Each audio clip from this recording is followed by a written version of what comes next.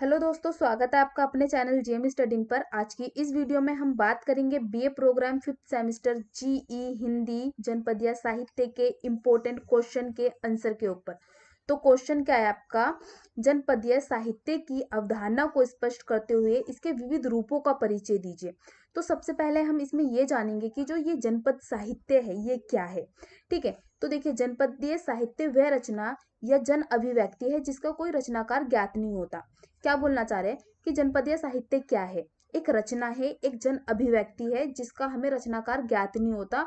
और ये जो होती है ये अलिखित, मतलब इसको लिखा भी नहीं जाता। ठीक है, मौखिक रूप से एक पीढ़ी से दूसरी पीढ़ी के अंदर जाती रहती है या बढ़ती रहती है। क्या बोल रहे हैं कि ये जो साहित्य है जनपद, ये मौखिक रूप से एक पीढ़ी से दूसरी पीढ़ी में बढ़ती रहती है। जब हम छोटे थे तो हमारे दादा दादी नाना नानियों ने हमें कई सारी कहानी किस्से कथा नाट्य वगैरह सुनाए थे।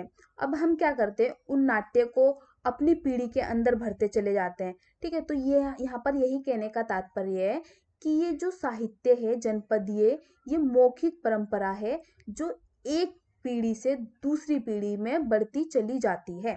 आई होप यहाँ तक आपको समझ में आया होगा। अगर नहीं समझ में आया तो आप वीडियो दोबारा से देखिए, अच्छे से समझ में आएगा। ठीक है, जो किसी जनपद के लोक जीवन और संस्कृति की अभिव्यक्ति बोलियों के माध्यम से करती है। अब क्या बोल रहे हैं, जनपदीय साहित्य क्या है? जो लोक जीवन है और जो उनकी लोक संस्कृति है, इसकी एक अभिव्यक्ति है। और ये अभिव्यक्ति वहाँ की जनपदीय बोली के माध्यम से होती है। मतलब जो भी क्षेत्र है, वहाँ की जो भी संस्कृति है, वहाँ का जैसा भी कल्चर है, वहाँ का जैसा भी जीवन है, ठीक है, वो जीवन की अभिव्यक्ति करते हैं अपनी बोली के माध्यम से। क्षेत्र है, क्षेत्र की अलग अलग बोलियां होती है। ठीक है, उन बोलियों के माध्यम से जब वो अपने जीवन और संस्कृति की अभिव्यक्ति करते हैं, उसको हम बोलते हैं जनपदीय साहित्य। जनपदीय दो शब्दों के मेल से बना है। जन मतलब सभी जानते हैं, जनता। ठीक है, और पदीय का मतलब एक जगह है। ठीक है, उसको हम गांव से भी ले सकते हैं। जनपदीय साहित्य का मतलब गांव के साहित्य से है। जनपद का आधुनिक अर्थ गांव और राष्ट्र के बीच की इकाई है। जनपदीय साहित्य ऐसा साहित्य है जो अशिक्षित तथा असभ्य माने जाने वाले लोगों की स्वच्छंद अभिव्यक्ति है।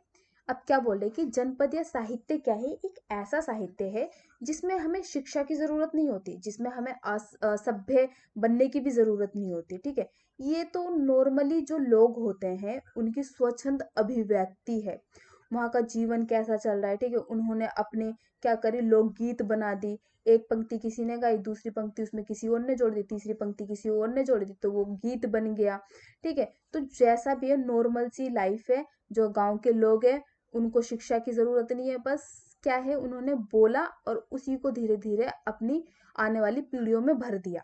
ठीक है, इस साहित्य के माध्यम से जनता को उसकी परंपरा रीति रिवाज से परिचित किया जाता है। अब देखिए, बहुत सारे लोग ना ऐसे हैं कि जिनको पुरानी चीजें मालूम ही नहीं है कि लोकगीत क्या होता है या लोक नाट्य क्या होता है।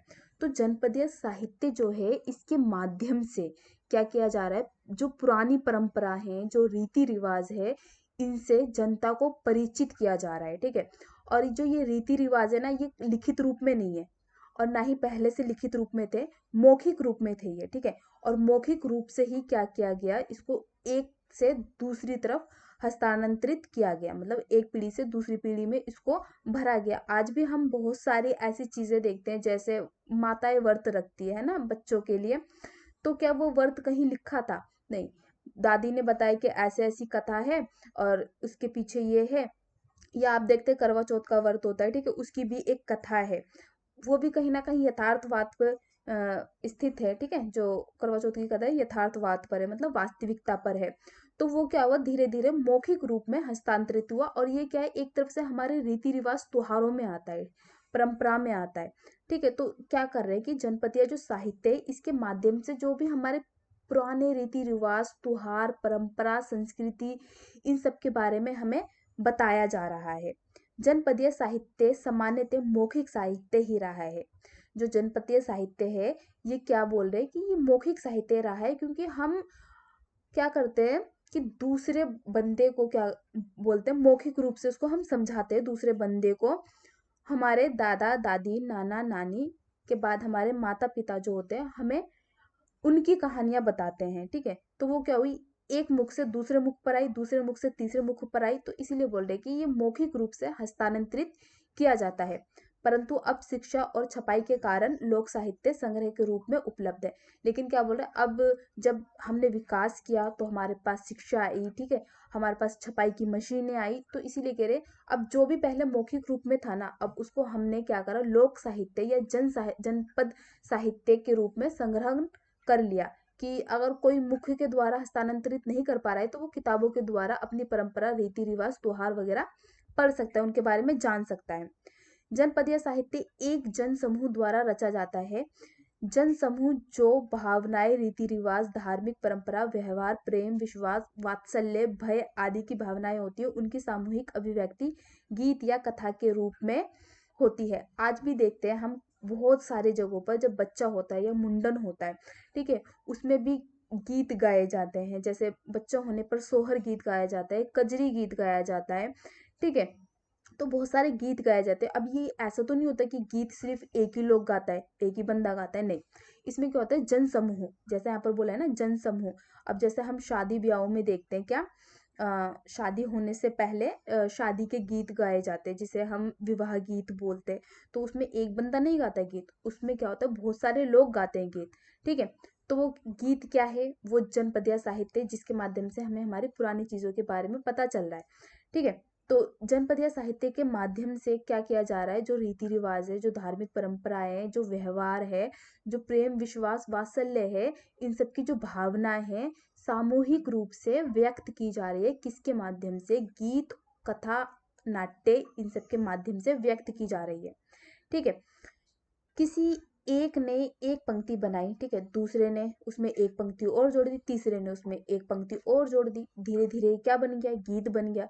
इसी प्रकार परवर्ती पीढ़ियों ने भी उस गीत में संशोधन, परिवर्तन किए, और इस प्रकार से अनेक लोगों के सहयोग से जो साहित्य प्रकाशित में आया, उसे हम जन साहित्य की संज्ञा देते हैं।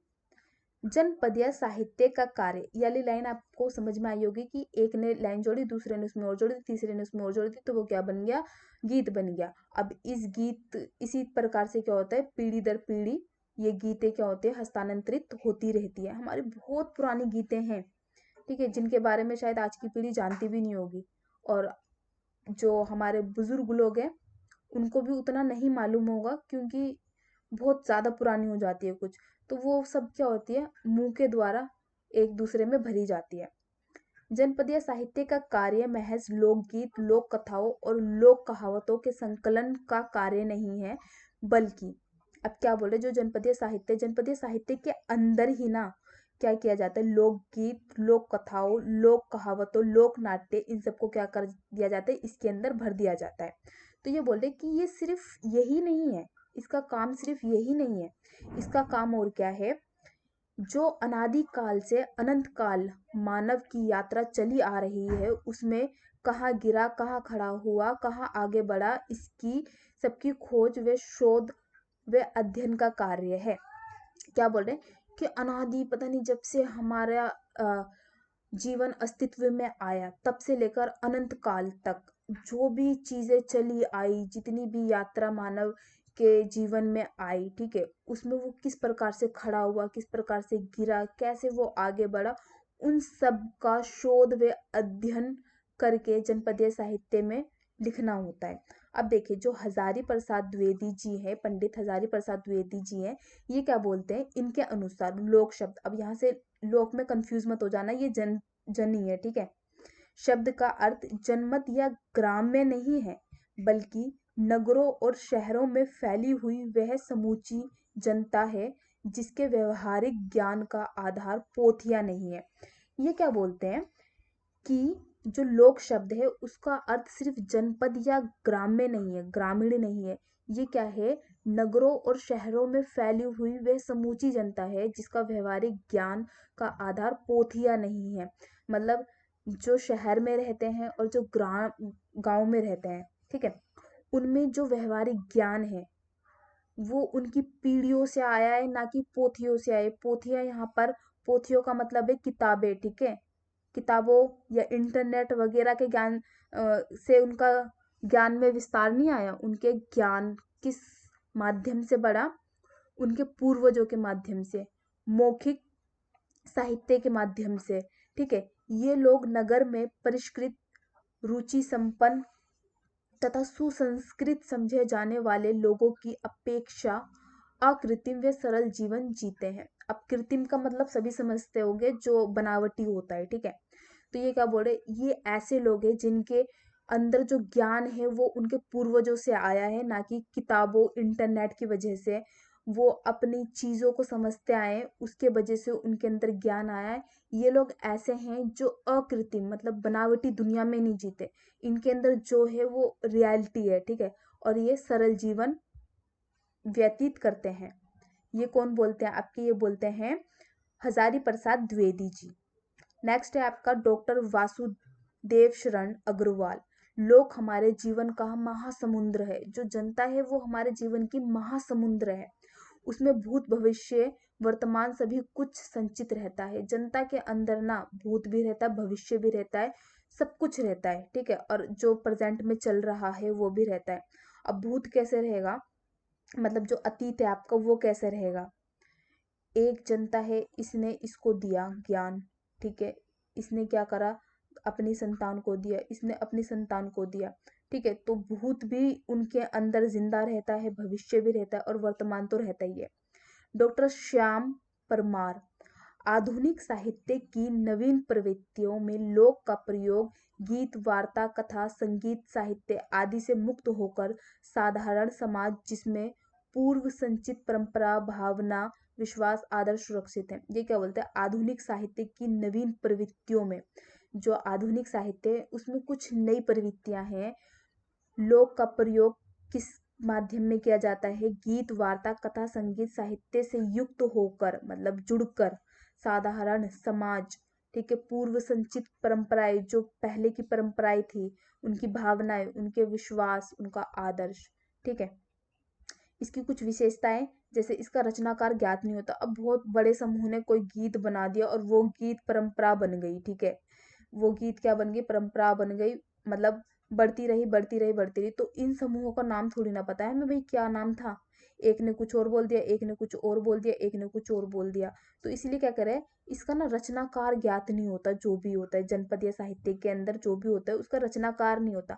जो जनपदीय साहित्य, इसमें ना सिर्फ क्या किया गया है, जो जो मौखिक साहित्य है, ठीक है, उसको लिख दिया गया है, उसको संरक्षित कर दिया गया है। किसके माध्यम से? छपाई और शिक्षा के माध्यम से।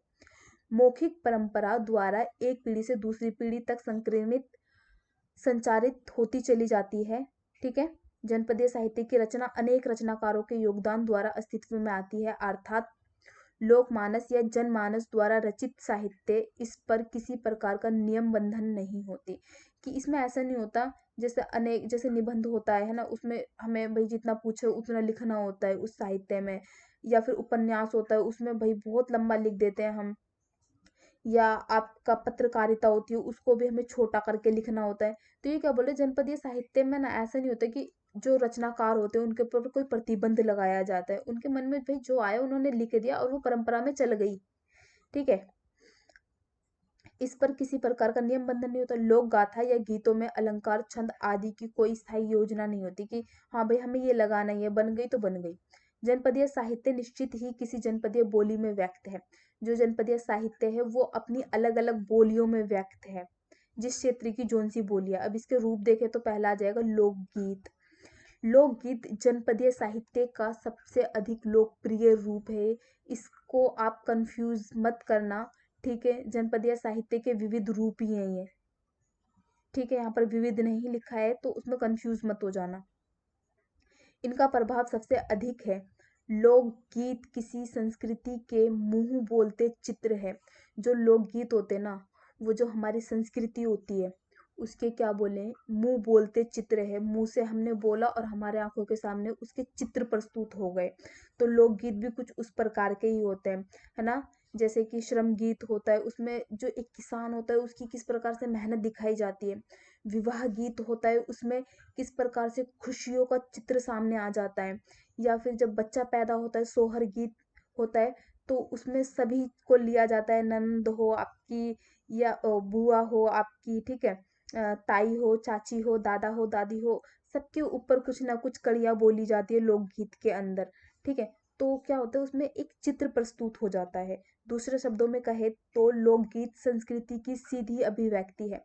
क्या बोलते हैं दूसरे शब्दों में कहे हम तो लोकगीत क्या है, संस्कृति जो हमारी है उसकी एक अभिव्यक्ति है। इसके द्वारा लोगों की भावनाओं को व्यक्त किया जाता है। यह लयबद्ध और मधुर होते हैं, अवश्य होते हैं, ठीक है। लोकगीत अपनी सहजता, रसभयता तथा प्रवाहमयता के कारण महत्वपूर्ण होते हैं। ये क्या बोल रहे हैं, ये इतने सहज होते हैं, इसमें इतना सारा रस भरा होता है लोकगीत के अंदर, और ये प्रवाहमय होता है, मतलब लयता में होते हैं, ठीक है, उसके कारण महत्वपूर्ण है। ये आम जनों के मनोभावों की सहज अभिव्यक्ति, जो आम लोग हैं उनके जो मन के अंदर जो भाव उत्पन्न होते हैं, ठीक है, उसकी क्या है, सहज अभिव्यक्ति है।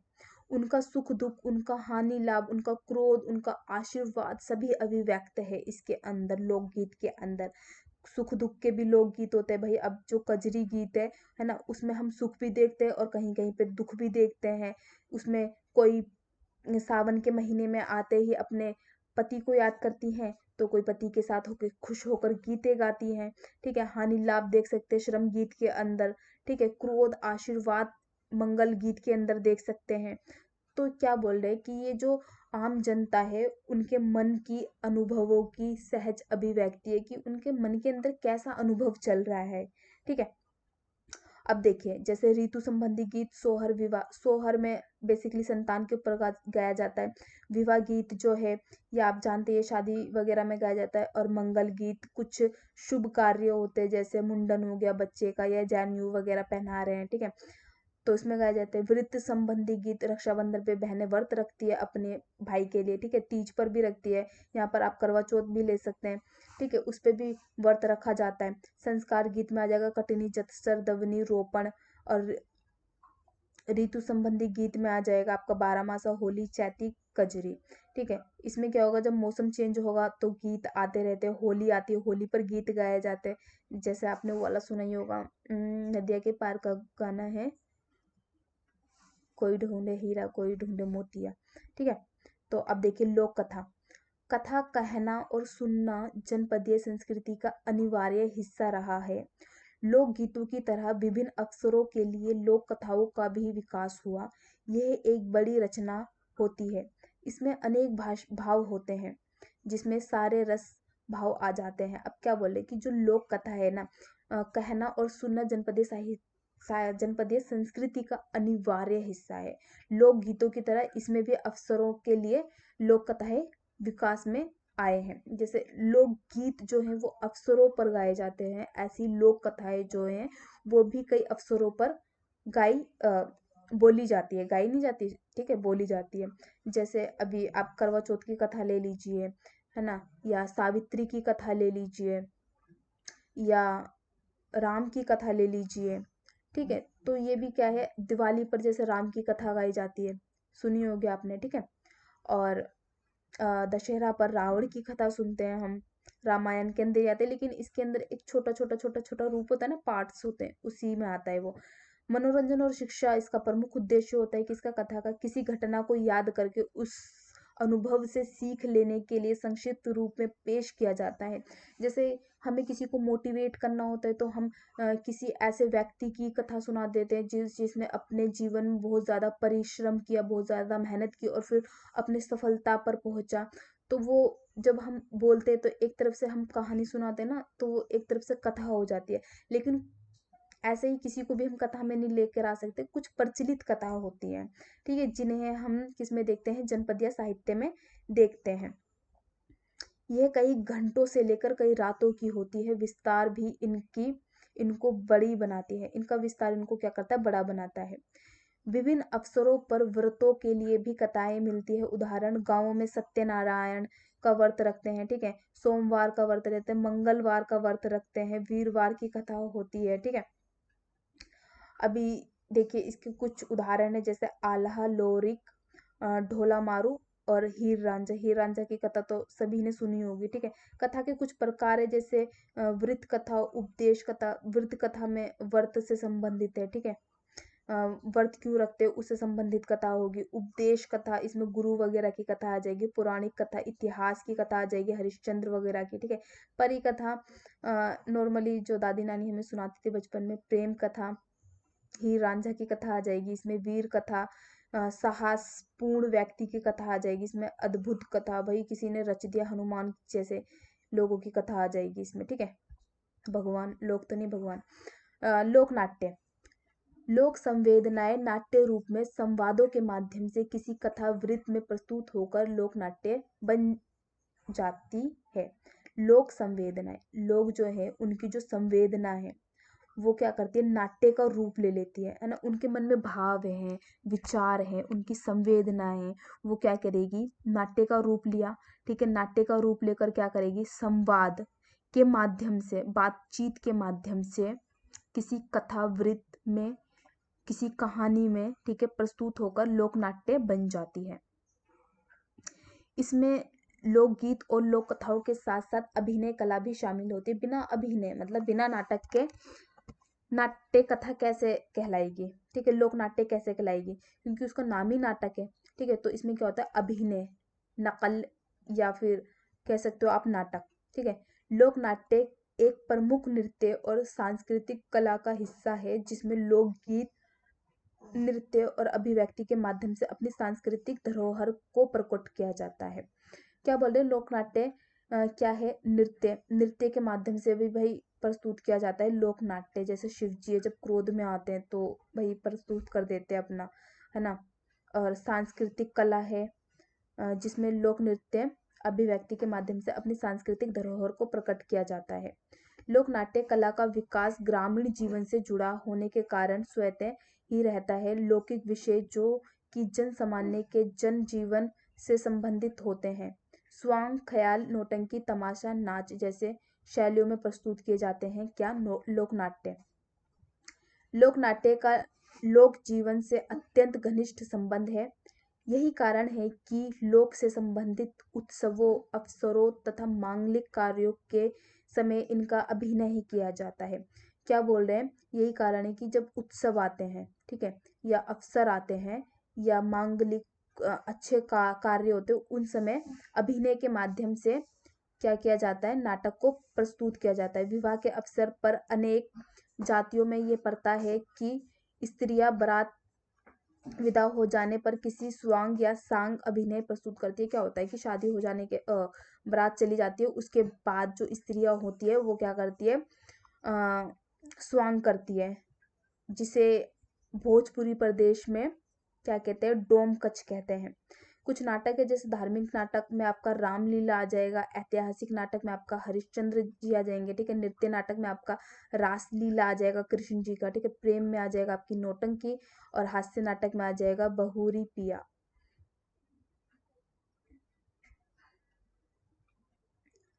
लोकोक्तियां और मुहावरे, लोक संवाद में लोकोक्तियां और मुहावरों का बहुतायत से प्रयोग किया जाता है।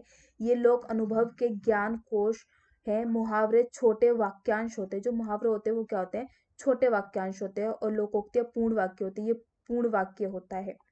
इसका एग्जाम्पल से आप समझ जाएंगे। इनके प्रयोग से भाषा में अनुभव की महानता की जाती, गहनता की जाती है, ठीक है। जब हम इनका प्रयोग भाषा में डालते हैं तो इससे क्या होता है, लोगों के अनुभव पता चलता है, लोगों के अनुभव की गहनता हमें मिलती है। लोकोक्ति और मुहावरे समाज शैली से बने होते हैं, और इसके उदाहरण देख लेते हैं। जैसे हाथी चले बाजार, कुकुर भूखे हजार, आम के आम, गुठलियों के दाम। सुने होंगे आपने, आप भले तो जग भला, हम अच्छे हैं तो भाई सब अच्छा है, ठीक है। ना रहेगा बास, ना बजेगी बांसुरी। सब कुछ एक बार में क्लियर कर लेते हैं। मन चंगा तो कटौती नंगा। अपने मन को पवित्र रखिए, बाकी सब हमने गंगा में नहा लिया। अब मुहावरे किस प्रकार के होते हैं, अंगारे उगलना, अंगूठा दिखाना, गागर में सागर भरना, आंखों में धूल झोंकना, आस्तीन का सांप। ये सब सुना होगा आपने 11th-12th क्लास में, ठीक है। तो ये थे आपके, और इसमें एक पहेलिया और बूझोल आप ऐड करना चाहे तो कर सकते हैं, वैसे वो उतना इम्पोर्टेंट नहीं है। तो ये कुल आपके 4 या 5 हैं इसके उदाहरण। तीसरा चार है, चार। ठीक है, 4 उदाहरण है, इनको अच्छे से एक्सप्लेन कर देना, नंबर आपके आ जाएंगे। ठीक है, और वीडियो कैसी लगी कमेंट्स में ज़रूर बताना। Thank you.